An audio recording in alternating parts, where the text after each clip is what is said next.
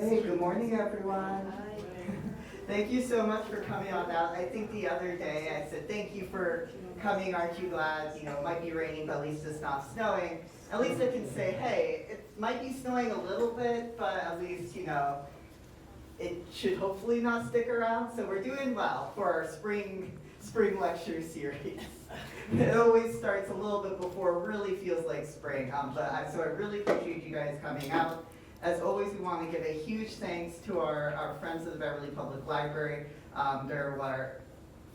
Their support is what makes these programs possible and also makes our refreshments possible, which is especially nice to have hot coffee on a cold Monday morning. We're really excited to introduce today our speaker, Nick Zaino, creator of Boston Comedy Radio, who's going to give a fantastic talk on the 80s comedy boom.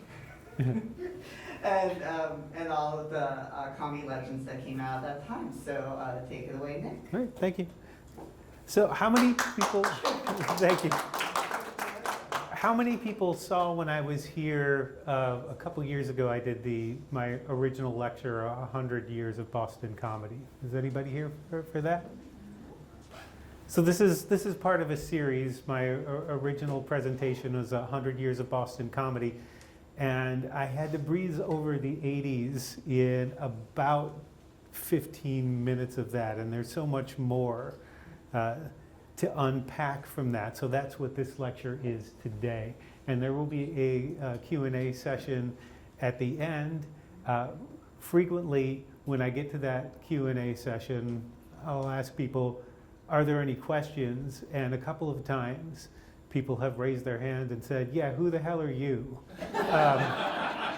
Because I've forgotten to introduce myself at the beginning. I've been covering comedy in Boston for about 28 years, and before that in Buffalo, before I moved out here. So some of the clips you're going to hear today are from interviews I've done with the different comedians for publication or for Boston Comedy Radio, which has an interview hour segment that runs every week. And some of them are clips from a particular YouTube site that I want to direct you to once it gets a little closer to it. It's sort of a living history of the 80s comedy boom. Some people in this presentation have passed away, and others are people you can probably see this weekend at Giggles or the Cabot or elsewhere. On March 21st, 1977, Mike Donovan got a phone call that interrupted the St. Patrick's Day parade party he was having in his apartment in Southie. At the time, local clubs were running talent nights based off the Gong Show television program, where celebrity guests would decide which acts got booed off the show by banging a gong while they were doing their thing. Donovan had just won the finals of one such local knockoff competition at the West Barn in Westboro, and a friend had called to tell him a reporter from the Boston Phoenix had been there and given him a glowing review. This was a big deal at the time, as Donovan recounts in the stand-up comedy book, a collection of thoughts, stories, biographies, jokes, and journals of stand-up. The Phoenix followed that up with a full profile a couple of weeks later. Since there was no comedy and virtually no other comics had feature articles on them, I may have been the most noted comic in Boston in 1977, Donovan writes. There were no dedicated comedy clubs at the time, and Donovan's big gig was doing two 15-minute sets at the Black Rose on State Street when the band took a break. Teddy Bergeron probably had done more paid gigs than I at that point, but those two Phoenix pieces were pretty big in a town that paid zero attention to its comedians. In 1977, there were a handful of comedians working in Boston: Donovan, Teddy Bergeron, Bill Campbell, and a few others. The idea of a comedy club was a relatively new phenomenon. The Improv had opened in New York in 1963, but had only started to take off as an incubator for stand-up in the 70s.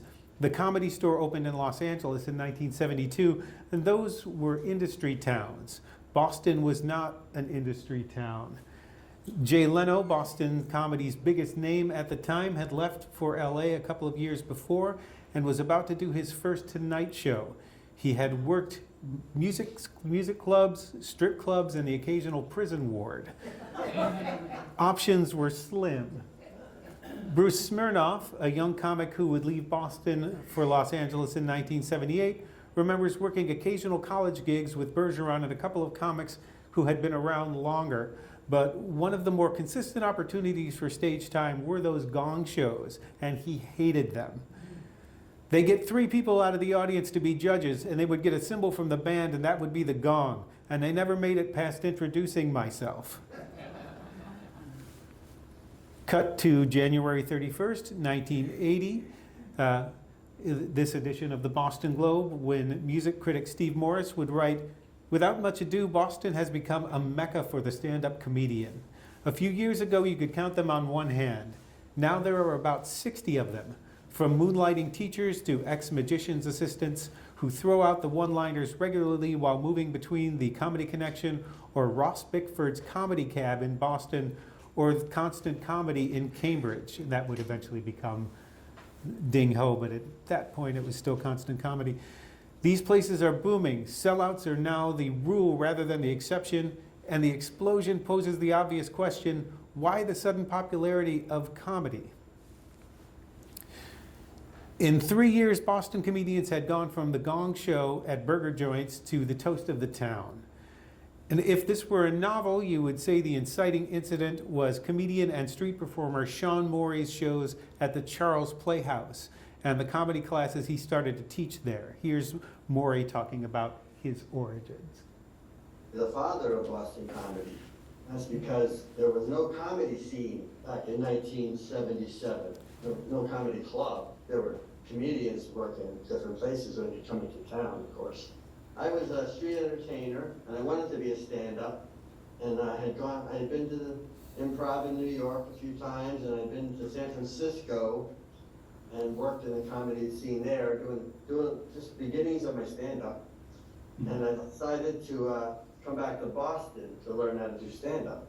And I was doing street entertaining for a living, but in the winter, that was hard to do. So I opened Sean Morey's Comedy School. You can trace back Boston's comedy roots to the fact that it was hard to perform outside. That's part of the reason why we have a comedy scene. Morey had Wednesday nights at the Charles Playhouse, and two of his students were Paul Barclay and Bill Downs, the comedy team of Downs and Barclay, or possibly Barclay and Downs. I'm not sure they ever had an official order. When Morey left, Barclay and Downs would take over his slot. They had noticed Donovan, Smirnoff, Bergeron, and a few others trying to scrape together some sort of comedy career in Boston, and since they didn't have enough material to fill a night themselves, developed a committee approach. Downs came up with the name Comedy Connection, and they started down the path to becoming a full-time comedy club. For the next couple of months, continue to flourish, so to speak, all these open mic nights, handed in our paper-made business cards with probably our parents' phone numbers on it, to try to connect with these comedians. That's Paul Barclay. The Connection opened with Wednesday night shows in May of '78. A short time later, Barclay and Downs started doing Sundays at the Springfield Street Saloon in Cambridge. They eventually got to 4 nights a week at the Connection, but not without a bit of a rough patch. Here's Barclay and Downs discussing how they got there. We were doing Wednesdays through Saturday. Yeah, but the thing is, the next, and this is the crazy thing, and I'll say this is just partly our dumbness and our naivete and the whole thing. When we started doing Wednesdays, that was good, and Wednesdays we were picking up, we were selling them out. And then Wednesdays, Thursdays, then we did Sundays at that thing at the Springfield. Paul and I did not think of doing Fridays and Saturdays until about 1.5 years, 2 years now. Where does most of your revenue come on it? I remember saying we like our weekends off. We did. The Spring Street Saloon eventually, oh wait, I gotta go back. Boston's comedy scene had officially begun to coalesce, and no one was happier about that than Mike Donovan. No words to describe how exciting it was, even though we're getting $9 a show. There's 30 people in the audience. There's no words to describe the excitement of that. It wasn't rinky-dink at all. It's all relative, you know? It's all relative to what the atmosphere is all around it. It was beyond belief how exciting it was. Those little shows, they felt like show business was busting out all over. Because it compared to nothing, compared to absolutely nothing, all of a sudden it's a comedy club. The Spring Street Saloon eventually became the legendary Ding Ho, which began running comedy several nights a week at the prodding of a transplant from Skaneateles, New York, Barry Crimmins, who started as the doorman and took over programming after Barclay and Downs left. It is sheer luck that Crimmins wound up in Boston. In a 2007 interview, I asked what drew him here, and he said, "I was hitchhiking and that's where the guy was going." I was thinking there'd be some place to do comedy there, and if it went well, I might hang around for a while. Crimmins did stay around for a while and became one of the most important figures in the Boston comedy scene, and the Ding Ho, one of the city's flagship clubs. Lenny Clark had a Wednesday night show. Chance Langton hosted Fridays. The comics were in control, which made for a wild scene. There is a documentary called When Stand Up Stood Out, directed by Fran Salamita, a former Boston comic, that gives some good insight into that. With the Connection and the Charles Playhouse and the Ding Ho going strong, the scene was expanding. Clubs started to open up. Nick's Comedy Stop opened in 1981, then Improv Boston started as a troupe in 1982. Around that time, Play It Again Sam's opened as a comedy club. Stitches, the front room of the Paradise Rock Club, opened in 1982 and would later host an open mic where a couple of New Hampshire kids, Sarah Silverman and Adam Sandler, would dip their toes into the stand-up world for the first time. But that's a different story. Crimmins saw the competition as helpful. New club open, even if I knew they were doing stuff that I thought was kind of lowering the common denominator, it just added something else to those listings. So now there's 5 or 6 or 8 things in the listing that say comedy. You know, things Framingham, Mike McDonald, that show Framingham, was this, was that, and then it became a factor. We had to make comedy a factor, and so we did. Comedians started popping out of the woodwork. More clubs meant more comedians, which in turn meant more rooms, and suddenly the idea of becoming a full-time comedian wasn't so far-fetched. In 1982, Brian Kiley was one of those new kids trying to get into the scene. As a sophomore at Boston College, he saw Crimmins headline a show and caught up with him afterwards to pick his brain. Kiley had wanted to write comedy since he was a kid, but Crimmins convinced him he had to get on stage and perform. Kiley became a regular audience member at the Ding Ho and took a summer course on comedy with Denis Leary, who was teaching at Emerson at the time. And after graduation, Kiley pursued it full-time, playing Lenny Clark's Wednesday night show at the Ding Ho and the Connection, and was soon able to make a living, something that would have been impossible just a couple of years before. Here's Brian Kiley on that. And I started doing it full time. You know, like I would go on the road once a month and do a week somewhere. Mm-hmm. But there was enough work involved, you know, where, you know, one night you're at a bar in Worcester, and the next night you're at like an Elks Club in Maine, and then the next night you're at a college in New Hampshire, you know, and then the next night you're at a comedy club in Boston or whatever. Like it was, you were always working these different venues, but the comedy boom happened then, and so early on, you know, you're getting a half hour a night, so you're getting a lot of stage time, and you're getting to put your $10,000 So just a quick note, Brian Kiley was, and I think I get to this a little bit later as well, he was a writer for Conan O'Brien for a very long time, and you might have seen his name in the writing credits of the Oscars last weekend. So that's why we have so many comedians to discuss in this presentation. When I first got to Boston and started covering comedy for Stuff at Night magazine and then the Boston Phoenix, one of the first shows I saw was a Ding Ho reunion at the Somerville Theater. It was at least 3 hours long and grows in length every time I look back at it. A sustained comedy assault featuring some of my favorites at the time, like Steven Wright and Bobcat Goldthwait. And it showed me what a wealth of comedy we have here. So I'm going to take a big chunk of this presentation to just show you some of their stand-up and let it speak for themselves. Since I just introduced you to Brian Kiley, here's a bit of his work from Boston comedian Mike McDonald's The Cable Comedy Show. And a quick note here, a lot of the clips that you're about to see come courtesy of McDonald and producer Bill Gonzalez. And you can see a lot of classic Boston comedy from McDonald's show on Gonzalez's YouTube channel at youtube.com/@thebillgonzalez. Here's a bit of Brian. I guess perversion's a big problem with doctors these days. I had an incident one time. The guy made me take my clothes off. He did that turn your head and cough thing. He asked me what kind of wine I like. If I want to go to the mountains with him sometime. I thought there's something fishy about this dentist.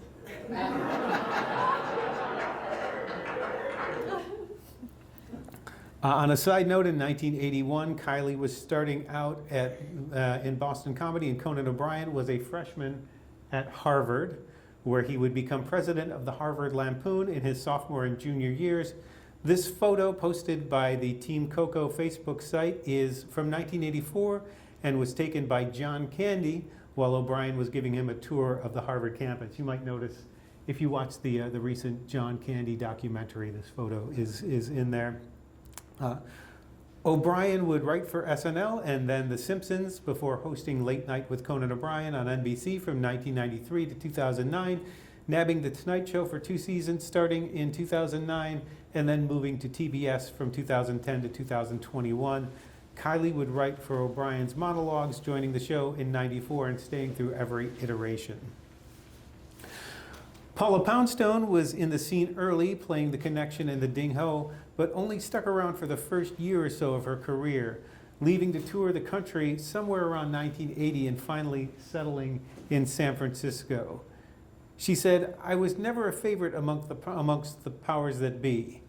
I only even got the $10 jobs occasionally, and I only occasionally worked out of there as a comic for a year or so before I took a Greyhound bus around the country to see what clubs were like in other cities. The thing is, when you start out in a place, you know they've really seen you be bad. You know you're never going to be much worse than you are when you first start out, right? So they've seen you be bad, and that's what they tend to remember. And so I would show up in another city where they'd never seen me before, and I'd gotten a little bit better. And, you know, they're used to their people who are bad.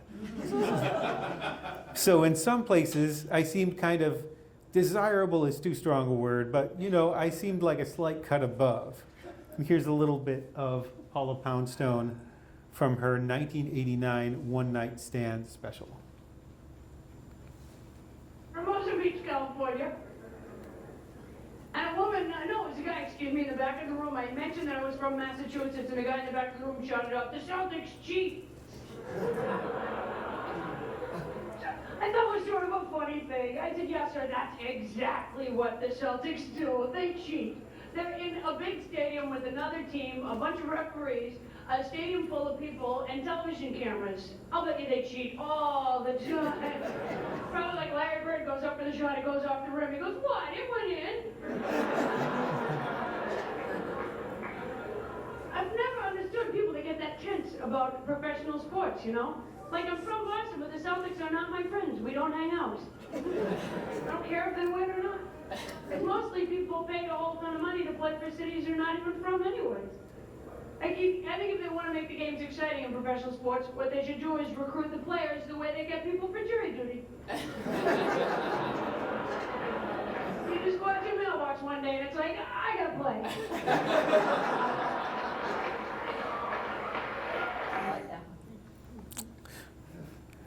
And here is Barry Crimmins, who was an often brutal political satirist, targeting President Ronald Reagan's appointment of Chrysler Corporation's Lee Iacocca to head a private sector effort to raise funds to restore the Statue of Liberty ahead of its centennial celebration in 1986.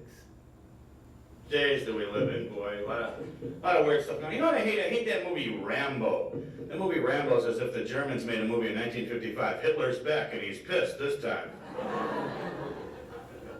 And it also made me mad this summer when we sold the Statue of Liberty to huge corporations. I felt we could have fixed that with our taxpayers' money. Would you have been real indignant about that if they took tax money? Would you have been saying, you mean you took our hard-earned taxpayers' dollars and you fixed the goddamn Statue of Liberty? Next thing you know, you'll be defending the Constitution. They surrounded the Statue of Liberty on its birthday with rich thugs in yachts. It's looking down saying, I asked for huddled masses. What is this? Who painted Beatrice across my crown? Get this members only jacket off of me. Liberty and justice for sale. I got sucked in, I donated $100, they sent me a Statue of Liberty tote bag. I used it to smuggle baby Mexicans into the country.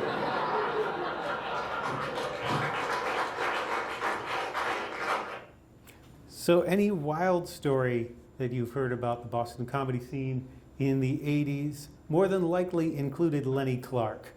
The son of Cambridge once ran a campaign for mayor during which he commandeered a trackless trolley for a short time until the police got involved. And this is a clip of Lenny doing a set on Comedy Central. What will help us? We're American people. If we went to war tomorrow, name a country that would help us. Canada, you think? Yeah, that's a good answer because they're our neighbors. But Canada hate us. They just make believe they like us. So we let them go to Atlantic City and spend all that phony money. Yellow moose, blue squirrel, orange queen. Oh, come on in. Canada. Is Canada a tough country? What was the last war Canada was in? Come on, a good day our Salvation Army could kick their ass. Wake up.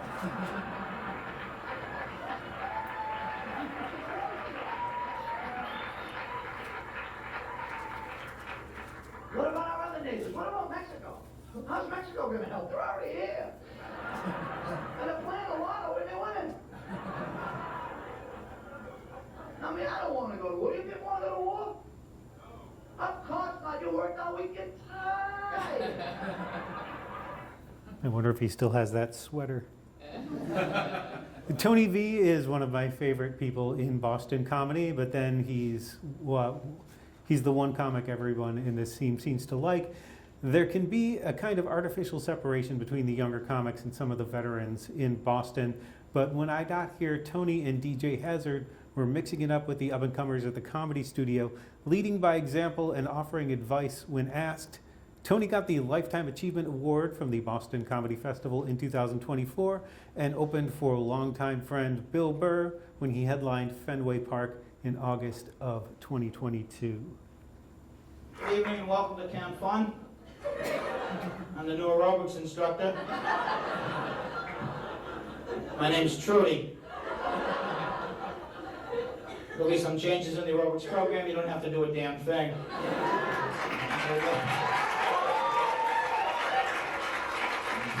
Well, we maybe just to break the ice a little bit, get in the same place at the same time. Maybe we can do a little bit of aerobics Tony V style. That would help out. What do you think? Yeah, that would be nice. Okay, everybody with me? Lift your left arm and rest. Very good. Very good. Now head nods. One, and shake it out. Oh, this. You're an advanced group, aren't you? Oh, goodness.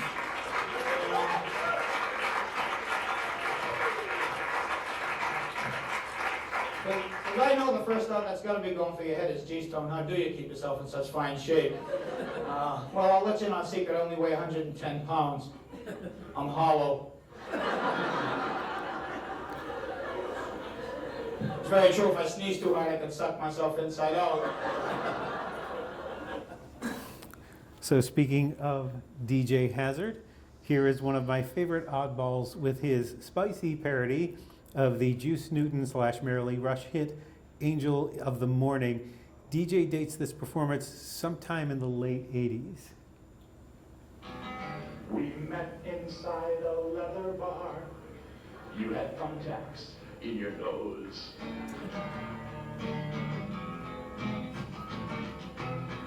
And in the back seat of your car, you beat me with a hose.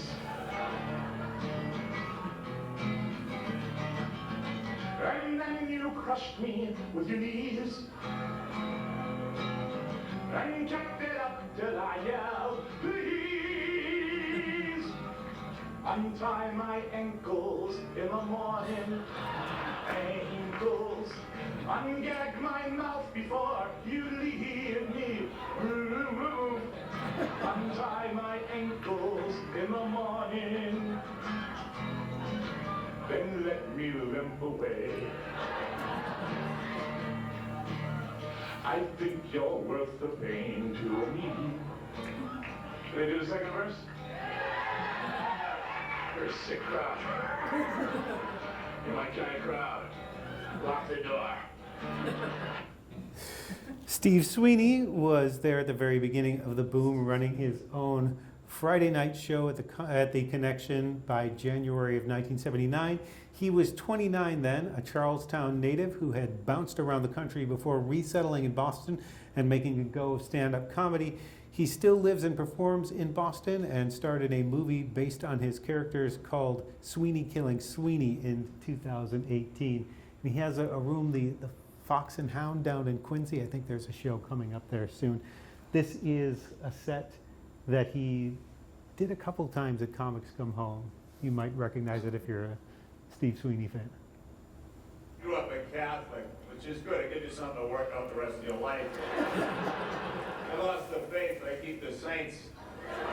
Losing drugs around the house. You said it's something lost that can't be found. Please, St. Anthony, look around.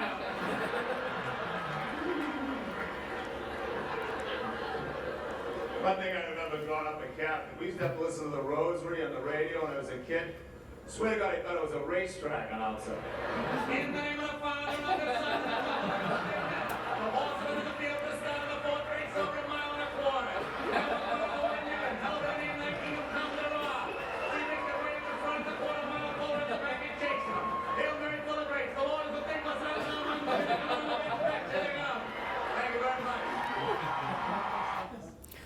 Lauren Dombrowski was another regular on the scene, a Linfield native with a penchant for character work.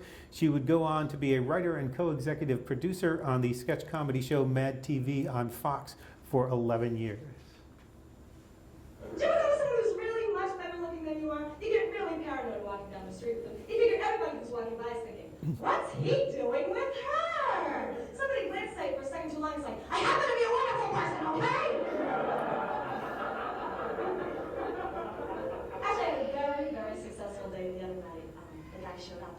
And I've dated a lot of guys, I've had a lot of boyfriends, and I find that there are perfect guys in the world. There are. There are imperfect guys too. You can usually tell one from the other by the various things that they'll say. For instance, a perfect guy says, it's not what you look like, it's what's inside that counts. The imperfect guy says, you know what? I'd like to take your head and stick it on top of Jamie Lee Curtis's body. Perfect guy says, no, my treat, please, I insist. Imperfect guy says, okay, I'll pay this much, but I'm going to take it out and trade later, if you know what I mean. Perfect guy goes, oh, honey, you messed up when you were cooking the pudding or something, and there's like this skin on it or something. Imperfect guy goes, what the hell is this? Pudding should not form scar tissue. Imperfect guy says, where is she? She's been using my razor to shave her armpits again, I'm gonna kill her. Perfect guy says, where is she? She's been using my razor to shave her armpits again, I'm gonna kill her. Even perfect guys don't take that stuff. I once wrote of stand-up comedian and musician Chance Langton that he had the intensity of Clint Eastwood and Steve Martin's sense of the absurd. This is my favorite bit of his, and I'm happy to be able to bring it to you, and there's no real good way to explain it, so here it goes. I feel your excitement, so I'd like to play a strange experiment now. If one person laughs, I'll point. If some of you laugh, I'll wave. If everyone laughs, I'll roll. If you clap, I'll wiggle. If you heckle, I'll go like this. If you don't do anything, I'll rest like this. Okay, so I was reading this today, I can't believe it. Apparently Don Ho's marrying Yoko Ono. My name's gonna be Yo-Ho.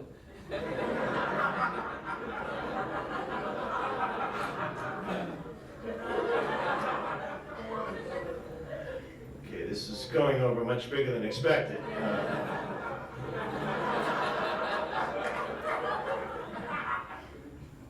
Yoko Ono, before you know it, you're very Sonny Bono. Hey look, Yoko Ono Bono.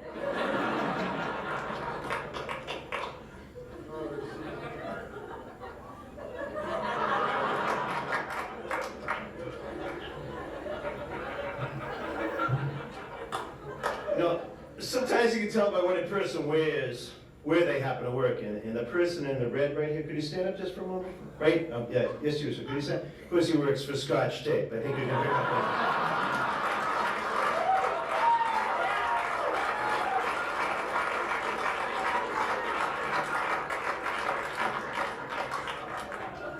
Is this aggravating anybody now? Don Gavin writes some of the most durable comedy in the business, and when combined with a killer quick hit delivery, that makes him an incredibly potent act. There are bits that still make me laugh a couple of decades after I've heard him that are still in his act. Good drive. I admit that last year was 11 accidents. And I came in 5th in the state. You know, I'm proud of that. But, I have no sense of direction. How many like me when you get lost in your car? I mean, actually, if you get lost in your car, you're an ass. I mean, there's only the front and the back, but you get lost driving. You know what I meant. How many like me always put your head 1 foot closer to the windshield? You do that? Yeah, that foot ought to make a big difference. Yeah, thank you. Turn down the radio. Turn down the radio. You know? And I don't know, around here we have so many detours. They all look the same, like they're trying to confuse you, like they're mocking you. They look like going, you know? And I was in a detour the other night, and there's about 12 cars. I'm in the back, and a guy in the front went to pull off to the side. I said, you know, he looks like he knows what he's doing. So I followed the guy. We took 2 lefts, a right, another left, and then we were both in his driveway. You know, I said, this is not working out at all. You know? As the host of the Comedy Cable Show, where a lot of these clips are coming from, this is Mike McDonald. The show went through a couple of iterations on Cablevision, which provided service to Brookline and Boston.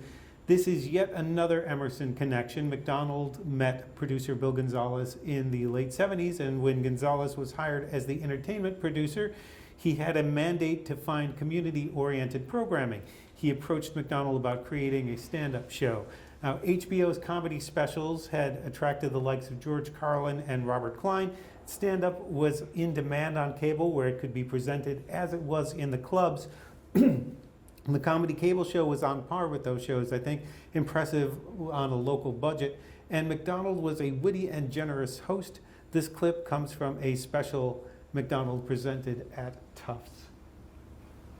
Sit down on the plane. Got this little flap in front of you. In the flap is this pamphlet. Pamphlet is entitled, Just in Case. Just in case I crash into a stinking mountain range. I don't want to know about this stuff. You don't get in a friend's car and they hand you one of these. You imagine getting on the T? Where are you going? Tufts. Better read just in case. My favorite part on this pamphlet, down at the bottom, says, for the safety of others, please do not remove this card from the airplane.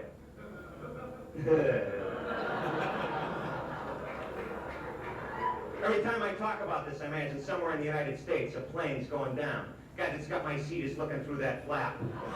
Where the hell is that pamphlet there? I gotta get out of this thing.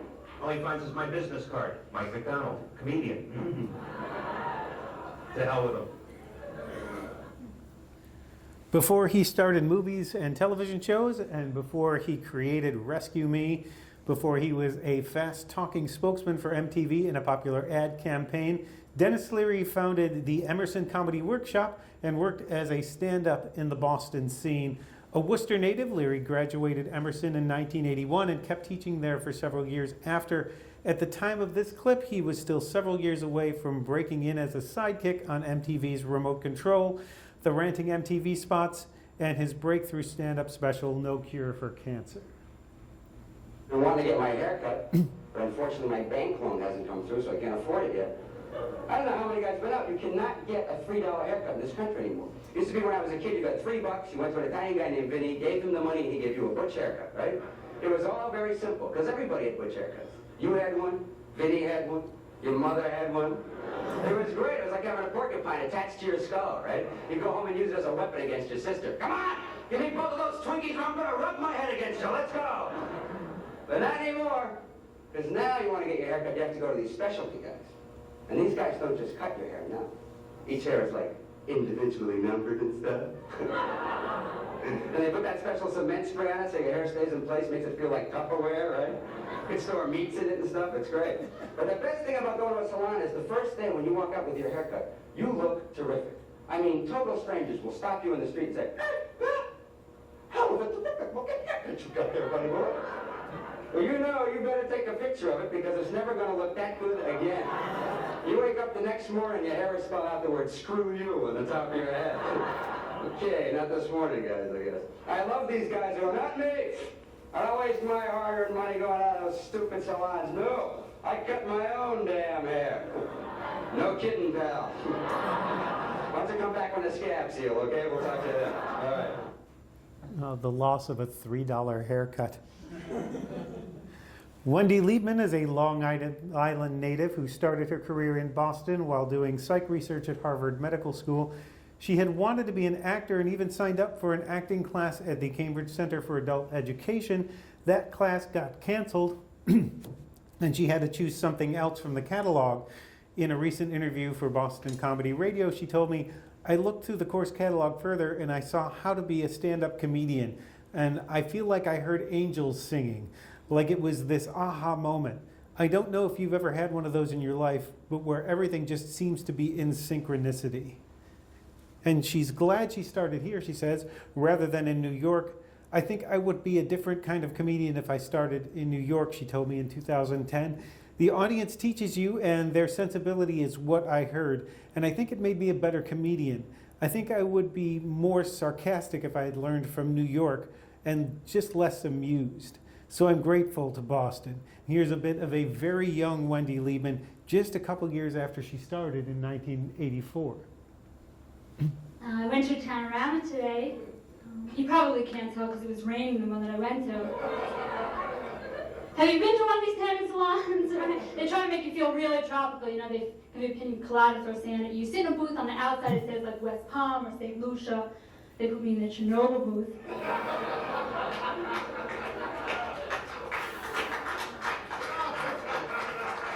Said it was an accident, you know, right?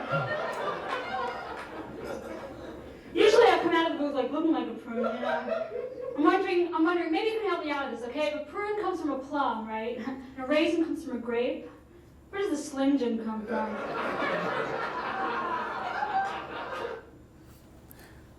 Not every veteran of the Boston 80s scene started out in Boston. As the scene heated up, it started to attract talented comedians from other cities. Ken Rogerson, with his wild imagination and sharp wit, came here from Chicago, where he'd worked as a stand-up and took workshops at the famed Second City Improv House, which he said he maybe attended. He wasn't probably the best student Second City had, he's told me. I don't have a car. Actually, I wrecked my car 3 summers ago. I hit a lake. I thought the road seemed slick. I'm like a new baby. They've had some rain here. And I don't care how good you can book. You are not talking your way out of an accident of this nature. State troopers sloshing up my car. I got the window down, the radio on, you know. Slow weather, huh? The guy says to me, "Have you been drinking?" I said, "How many sober people do you know have swam into lakes, pal?" No, I ran out of gas. I think with a full tank I could have made it across.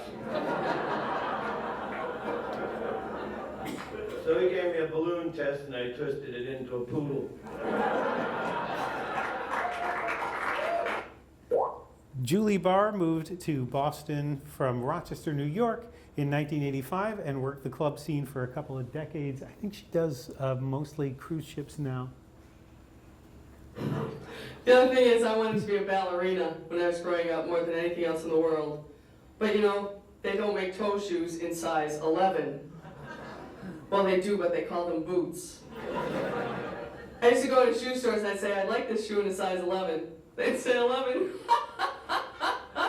How about a 5 and a 6 and we'll staple them together, okay? The only things they could ever get to fit me were if they tied bows around those little feet measure things and sent me out in those. Oh, this is great. Got these in something besides black and silver? I just don't think this is gonna work.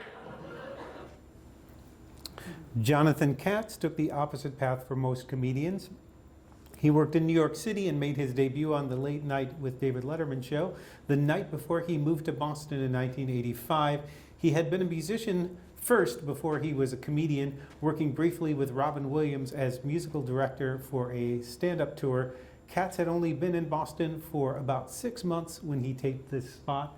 One note about his music, he released an album, a music-only album last year called Easy Listening But Not That Easy, which is very fun. This is Jonathan. I'm married only 2 years. I'm still going through that awkward stage where you realize your life is basically over. It's true, I don't care how powerful the initial attraction, at some point the lust is replaced by this incredible longing for sleep. My wife and I are going through this. We've read all the sex manuals. We tried both positions. Yeah. She insists on turning out the lights before we make love, which does not bother me. It's the hiding that seems so cruel.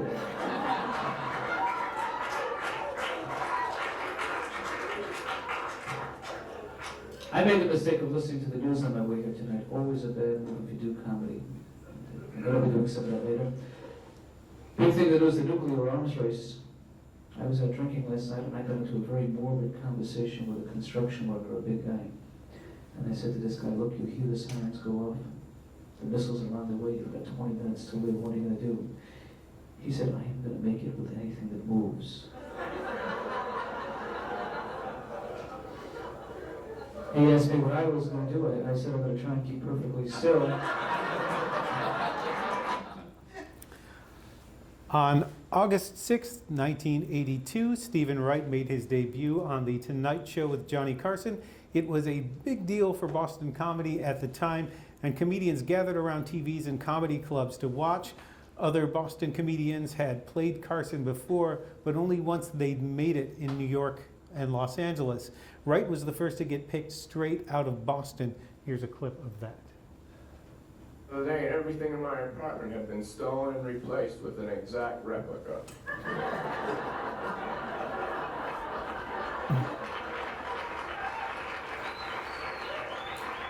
I couldn't believe it. I called my roommate and I said, come here, look at this stuff. It's all an exact replica. What do you think?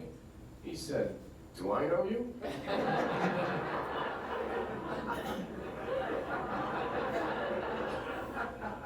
One time, right in the middle of a job interview, I took out a book and I started reading. The guy said, what the hell are you doing? I said, let me ask you one question. If you were in a vehicle and you were traveling at the speed of light, and then you turned your lights on, would they do anything?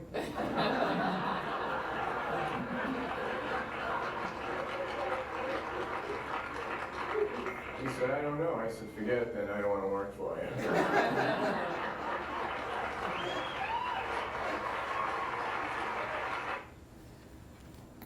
Other comedians followed. Teddy Bergeron, who had been just one of a few comedians trying to make a living in Boston pre-boom, made his debut on November 5th, 1985. Bergeron was a very sharp writer and had several pitch-perfect routines. Here's a bit of his Carson debut. It was difficult performing in Boston because people there were somewhat skeptical. Because comedy was somewhat out of the ordinary to them, and they'd say, why do you do this? Why don't you straighten out and be normal? And but I wanted to do it. I think we all deal with skeptics, though. It seems whenever you're really being yourself, enjoying yourself, somebody's got to come around and ruin it for you and everyone else. I took my little brother Georgie to see Peter Pan, and he'd never been to a play before. He was so excited, especially at the end when Sandy Duncan took a bob. And then she flew way over the crowd. And the children were on their feet. Look at it fly! Look at there's always that one jerk in the back of the deep voice. She's on a wire. She's not flying, she's on a wire. There's no Santa Claus and she's on a wire.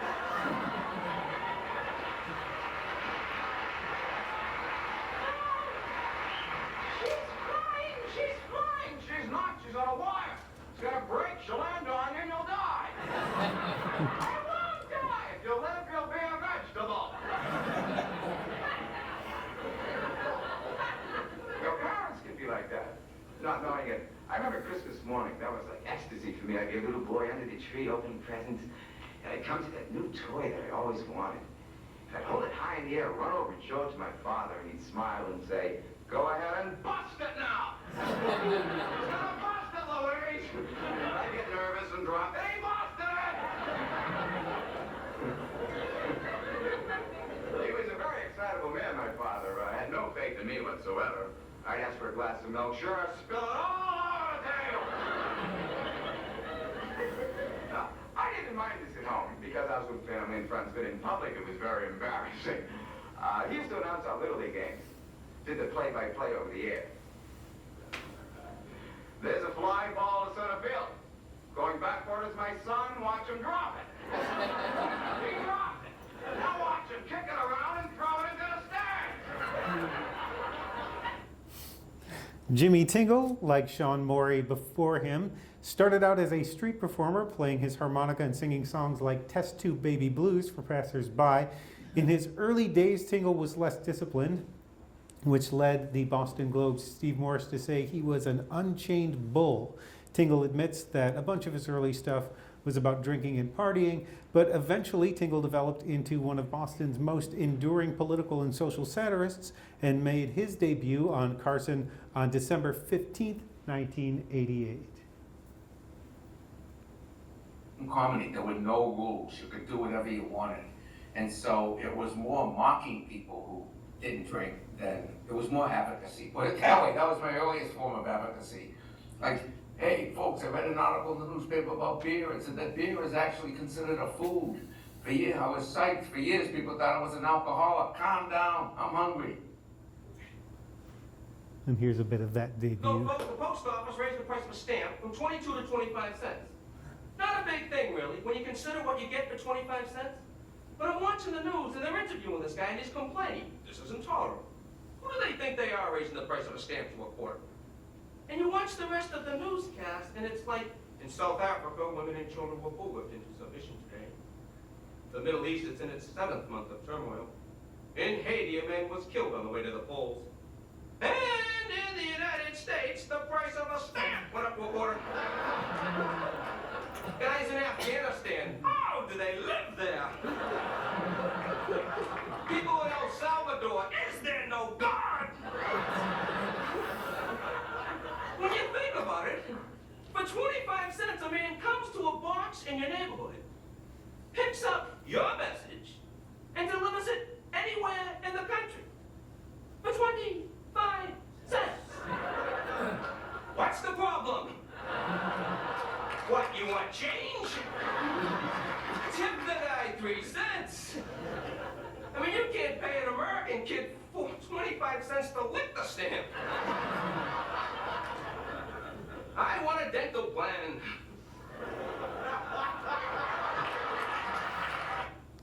By the way, this bit has stood the test of time. As long as the price of stamps keeps going up, Jimmy can keep doing this bit. And this is something he posted on his social media late last year. Complain about the post office. The price of the stamp just went from 68 to 73 cents. Not a big thing in my book when you consider what you get for 73 cents. For 73 cents, a person comes to a box in my neighborhood, picks up my message, and delivers it anywhere in the United States of America for 73 cents. What's the problem? What, you want change? Tip the person a nickel. You can't pay a 4-year-old American kid a nickel to lick the stamp. So the price of stamps went up to 73 cents as opposed to 25 cents, but Jimmy's only still increasing that tip from 3 cents to a nickel.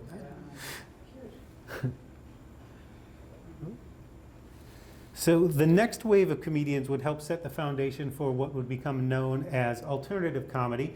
The name was always a bit of a force fit, taken from the alternative music movement at the time, but it did signal a new approach to stand-up. When I spoke with Dana Gould in 2017 about how the label applied to comedy, he said it had more to do with a kinship with the audience than a definition of what was going on stage.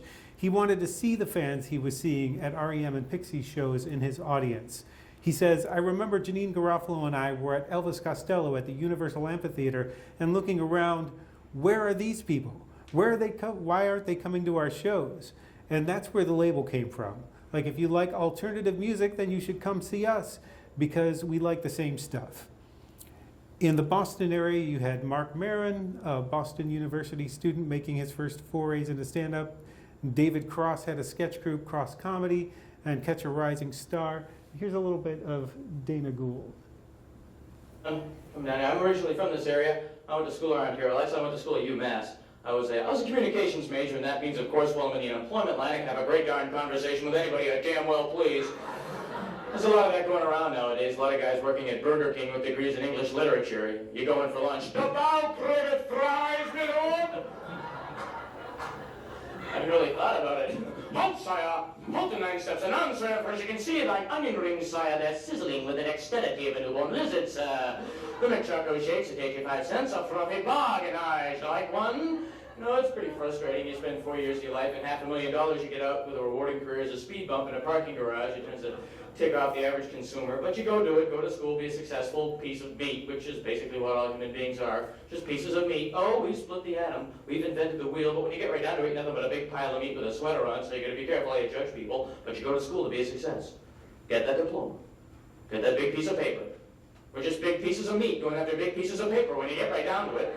Wake up every morning, go to work, make smaller pieces of paper, money, go home, live in a big piece of wood, grab a big piece of metal, find another big piece of meat with hair, call the wife, go home, make smaller pieces of meat, send them out every morning to get their own pieces of paper so they can get out of your piece of wood, get a damn piece of wood of their own, invite them in on holidays, give them some beer and some meat. I don't like beer, Dad. Then you're not an American. Get out of my wood. Just a vicious circle if you think about it. All of our heroes are pieces of meat. All of our heroes are pieces of meat. Rocky and Rambo are just steaks with attitude problems when you think about it. It's true. You love those smooth, sophisticated hello. My name is Bond. James Bond. And that freaks people out. You see guys going to the Burger King later going, yes, I'd like some fries. French fries. People, but it's that whole attitude, that Sylvester Stallone kind of strong. I don't think people would have been lined up around the block to see Rambo if it starred Tony Randall, Well, then there are still prisoners being held in Vietnam. Oh, boy, what a chip! This guy stinks. Bobcat Goldthwait was kind of a punk rock comic wearing eye makeup and speaking in a weird kind of shouty voice. He'd come to Boston in 1981 from upstate New York with pal Tom Kenny to follow fellow upstater Barry Crimmins. Janeane Garofalo would bring a notebook on stage and riff, and both were looking to deconstruct traditional stand-up formats. I'm recording this album and it's so frustrating because I don't know any jokes. I hear jokes all the time. People always, if you're in my line of work, people are, they just fester to tell you a joke. People will recognize me and go, hey, I got a good joke for you. Do you want to hear a joke? Yeah, that'd be a treat, yeah. I haven't heard jokes every night of my life for 10 fucking years. That'd be a real special occasion. The reason I don't like jokes is because jokes essentially are just tiny little lies, and they're never true, right? People always go, like, oh, come on, guys, let me tell you a joke. I'm like, okay, yeah, okay. Guys, okay, like these two guys, wait, I messed it up. Get it right, pal, These two guys. No, wait, there's a black guy and a priest, right? And then they walk into a bar, right? And then there's a parrot there and a dog and a bunch of other assorted animals, but they're from a different joke that I'm not gonna get into right now. But I'll tell you, the lack of joke writing skills has been a real onion in the ointment since 1985. And this is technically a stand-up special. Am I a stand-up? I don't know. I am reticent to call myself that. I'm not quite sure what it is that I do, but I was doing a show fairly recently in Seattle, after which a very nice young man came up to me and said, "I enjoyed your talk." I was like, "That's it. That's it. That's what I've been doing since." He was very nice. I mean, there was no rancor or malice in it. He was very, very nice. He said, "I'm not a strong joke writer, but I think I'd be great at a filibuster." I believe that about myself. I really do. I think I'd be really very good at a filibuster because I'm undisciplined. I can't remember what I was going to say. There's tangents. I'm chatty. So it works out very well. So I just mentioned a guy named Tom Kenny, pals with Goldthwait back in the Syracuse area before the pair moved here. Tom Kenny was, and still is, of course, the voice of SpongeBob SquarePants. And here's a little bit of his early stand-up from the cable comedy show. I take the mic out of the stand. I'm scared with all this equipment around, wires and stuff, you know. I'm not good with mechanical things. I don't have that kind of linear mechanical mind that, like, if something is broken, I can focus in on the problem and see what's wrong, shoot, and rectify it, you know. I was always calling my old man from a payphone in the middle of nowhere, the lousiest, rainiest nights imaginable at 3 in the morning, you know. My dad being a real talkative kind of a Joe at 3 in the morning. Be having this conversation. Dad? The car won't work. Will it turn over? Yeah, it did, like 3 times. Slammed into an embankment, became a sheet of flame. Wicked road warriorness. Wicked road warriorness, Pops. By midnight. You know, my dad never showed too much emotion. It's like 3 parts Vulcan, 2 parts Ike Turner. That's my pop, you know. Had problems showing his emotion. My father was always going high and mighty on me. That always caused problems. He always had it much tougher than I did. Oh, you think you got it tough? Damn it, I grew up in the 30s and 40s, war and depression. It's like, Dad, take it easy. I grew up in the 70s, leisure suits and Journey, which sucked the bag more, you know. Calm down. What sucked the bag more? That's a tough question. It's tough being a pop sometimes. Oh, have to consult the Hugh Beaumont Dad book.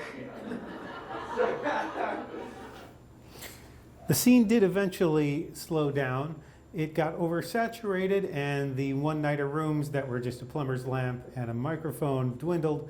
The Ding Ho closed in 1984, but you still had good clubs producing unusual talent, and some very talented people came through Boston at pivotal points in their careers. And you still had a lot of headliners from the boom that stayed in Boston. Stitches ended its 10-year run in 1993. Play It Again Sam's closed that same year. Catch a Rising Star had opened in 1987 and hung around until 94. So when did the boom end?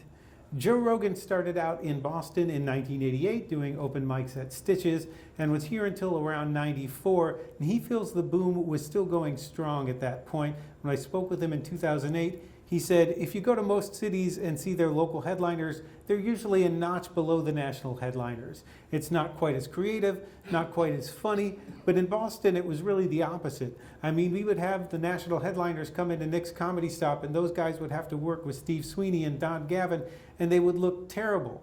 Some guys like Billy Crystal would go up, and you would have to compare his set to Steve Sweeney's sets and Don Gavin's set, and he would look terrible. He would look like a second-rate comedian. It was really an unusual situation, and unfortunately, you know, a lot of people in the rest of the country never got to know those guys.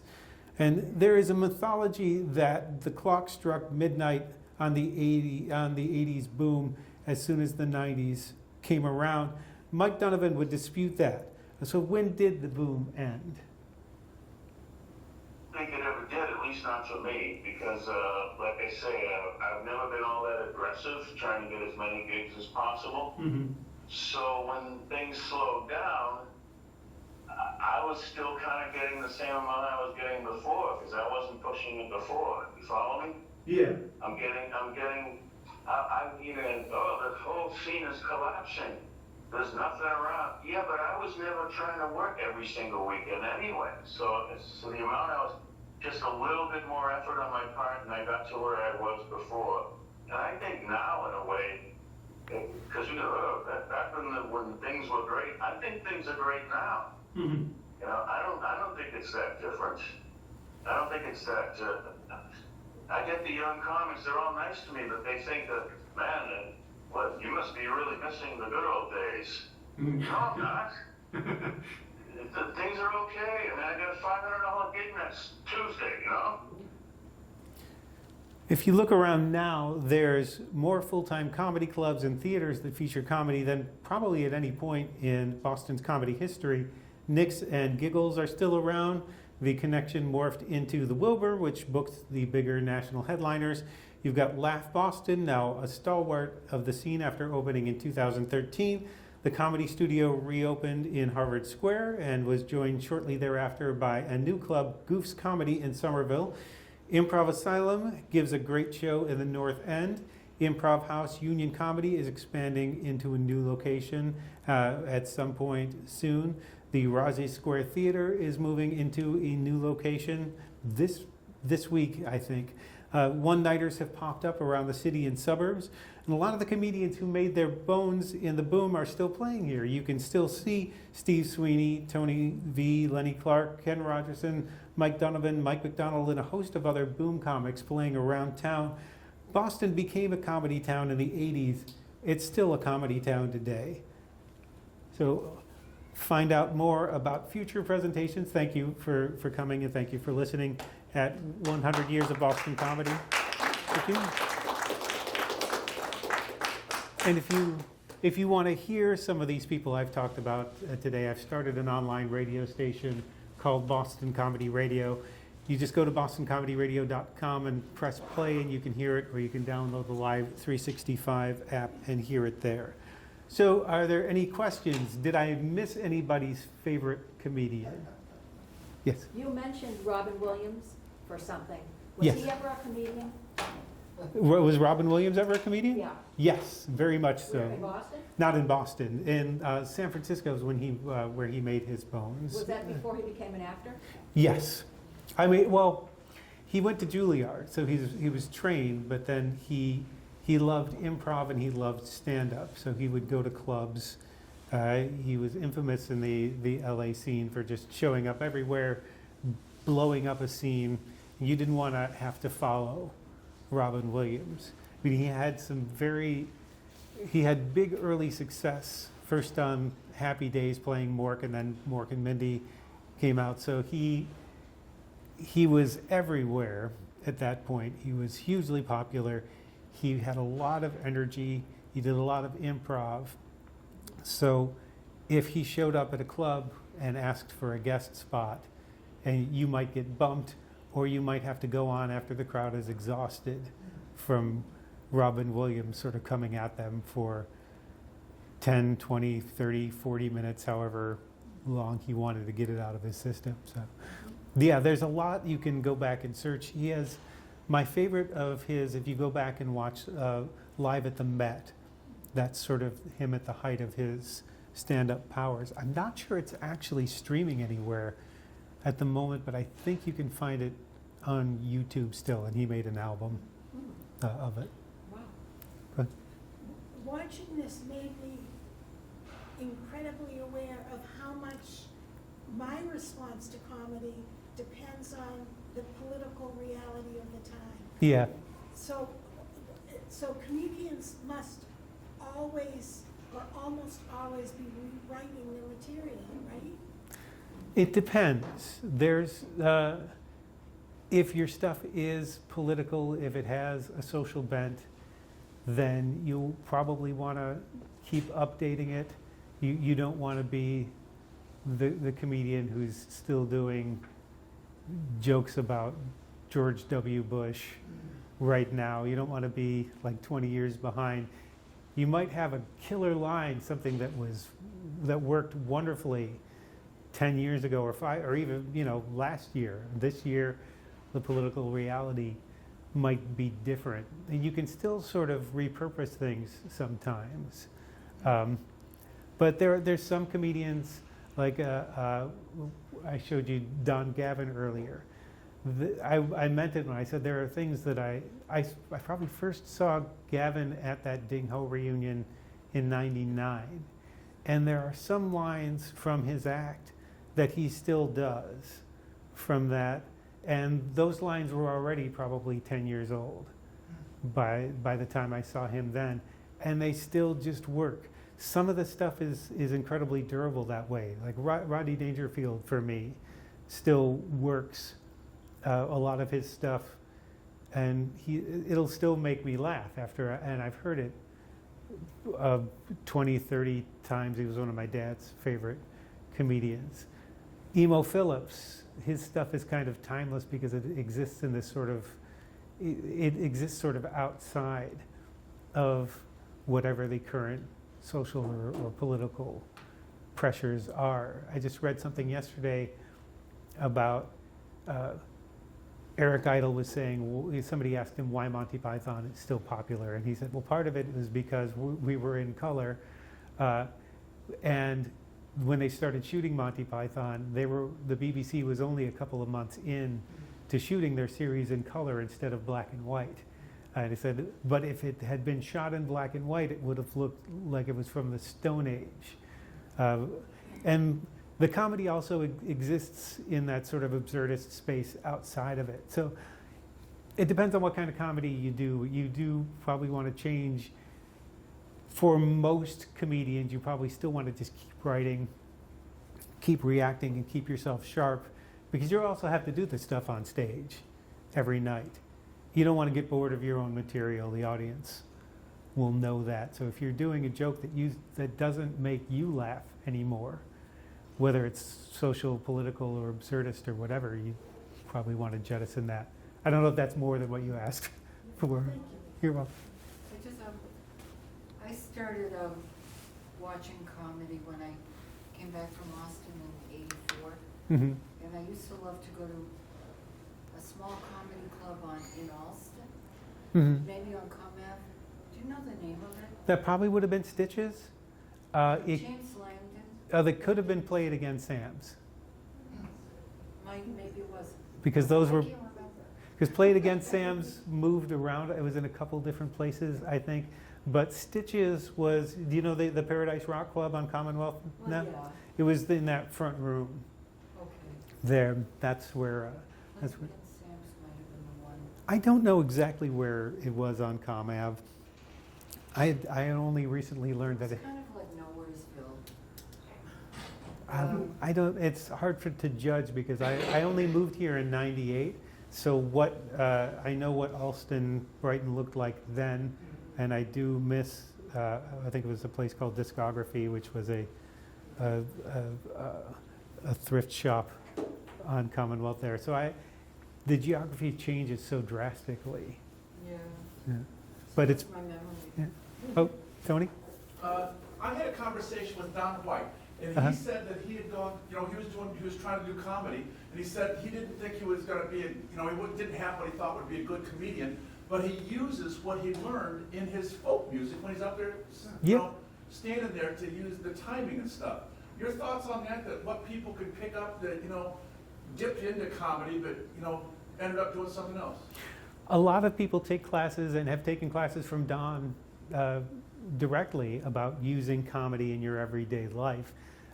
There are classes you can take at the Rossi Square Theater and at Improv Asylum, and I think maybe at Union Comedy, and sometimes at the Rockwell. They're doing some good work over there about using improv in particular in your everyday life.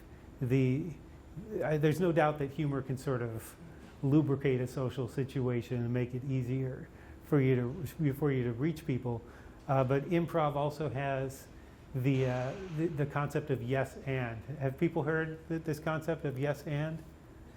It's one of the rules of improv where you don't deny somebody else's premise. If somebody comes on stage and says, "That's a nice table," you don't say, "What table? There's no table here. We're at a bus stop." You take whatever is offered you and add to it and move things along that way.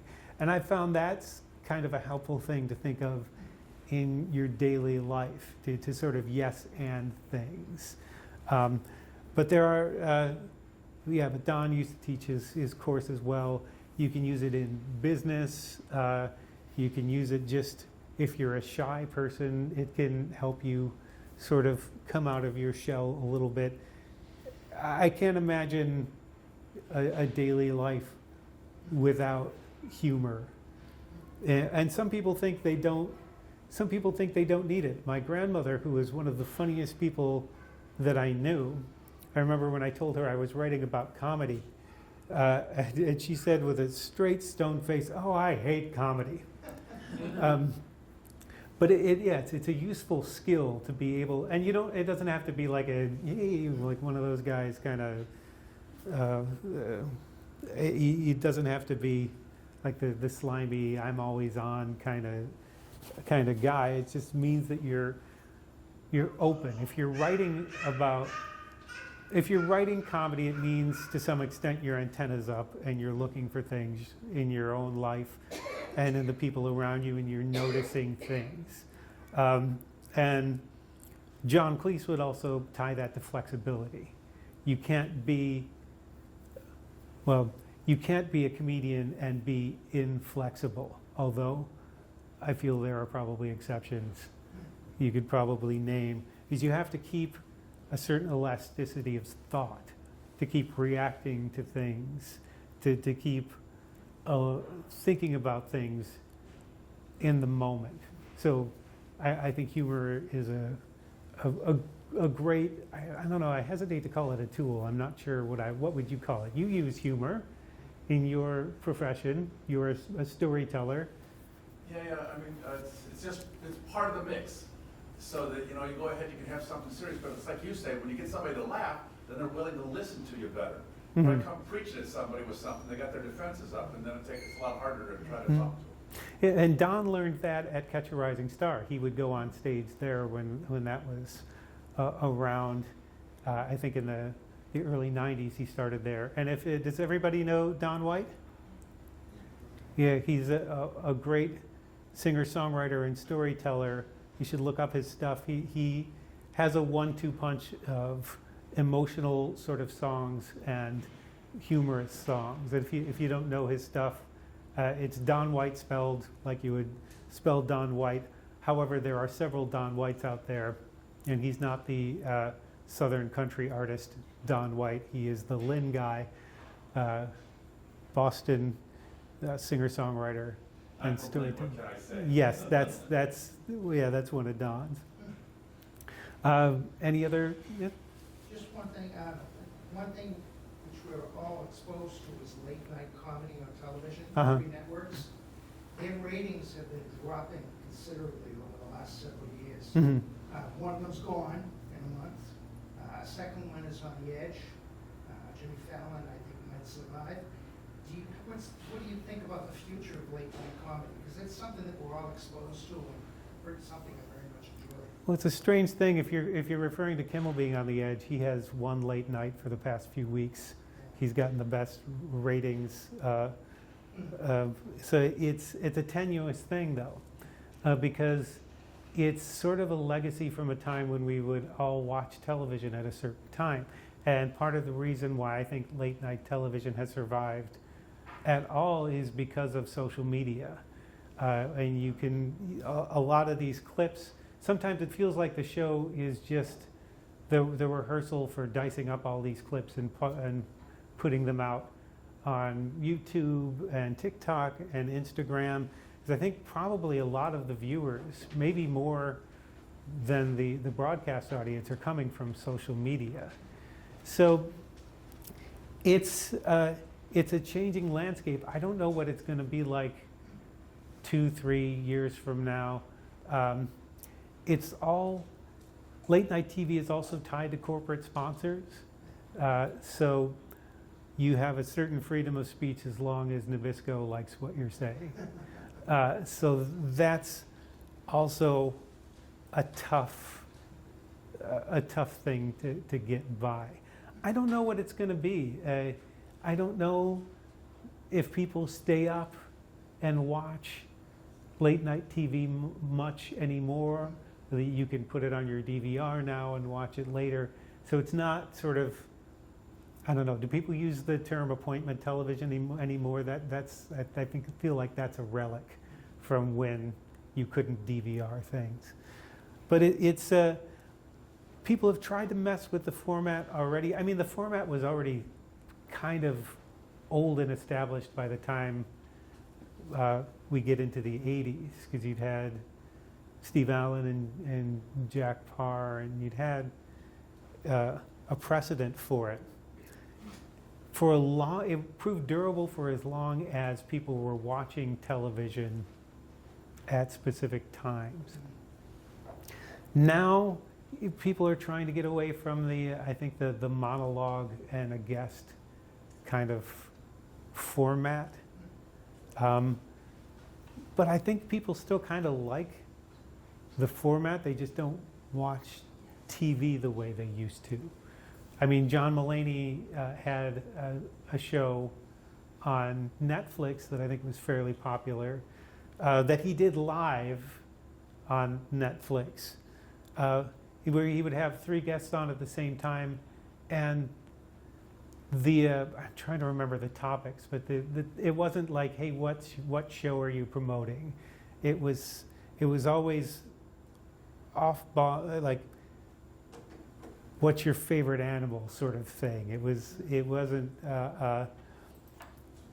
It wasn't people promoting their projects necessarily. It was 3 people who maybe wouldn't be together in any other sort of context.